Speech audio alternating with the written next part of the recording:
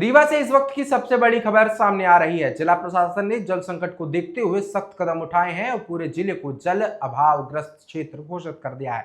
Collector Pratibha Pal ने नए boring और नलकूप खनन को पूरी तरह से रोक लगाते हुए धारा 144 लागू कर दी है। आखिर क्या है पूरा मामला, क्यों उठानी पड़ी ये कदम, आइए आपको विस्तार से बताते हैं।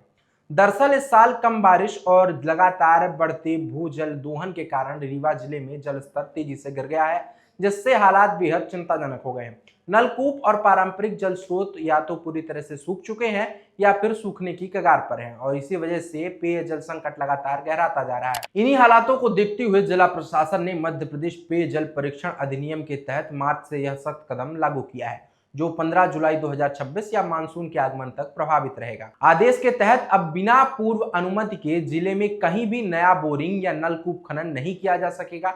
इतना ही नहीं, निजी जमीन पर भी बोरिंग करने के लिए संबंधित अनुविभागीय अधिकारी से लिखित अनुमति लेना अनिवार्य कर दिया गया है। साथ ही पानी के उपयोग को लेकर स्पष्ट और कड़े नियम जारी कर दिए हैं, जिसके तहत जल का इस्तेमाल केवल पेयजल और घरेलू जरूरतों तक ही सीमित रहेगा।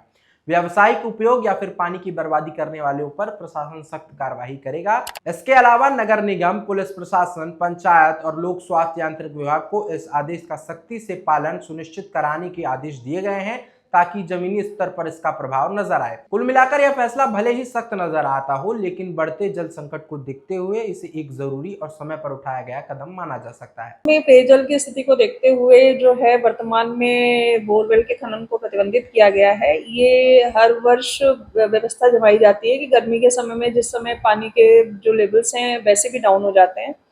रीवा में जब गेहूं की फसल में पहला पानी लगता है तब भी हम लोग ये टेंडेंसी देखते हैं कि फरवरी मार्च के महीने में थोड़ा पानी नीचे जाता है, फिर थोड़ा रिकूप होता है, लेकिन अप्रैल के लास्ट में जाते हुए और मई और जून में स्थितियां पेयजल की दृष्टि से खराब ना हो, बेहतर रहे, इसीलिए जो है ये प्रतिबंध लगाया गया है। हालांकि जल गंगा संवर्धन अभियान के माध्यम से भी ये प्रयास किया जा रहा है इस बार की जो ऐसे अपने सोर्स हैं पानी के, तो उनके आसपास हम लोग रिचार्ज बोर करके उनको और जो है सस्टेनेबिलिटी की तरफ ले जाया जाए। प्रशासन ने आम लोगों से अपील की है कि पानी का इस्तेमाल सोच समझकर करें, अनावश्यक बर्बादी से बचें और जल संकट से सहयोग दें, ताकि गर्मी में मुश्किल समय पर सभी को पर्याप्त पेयजल मिल सके।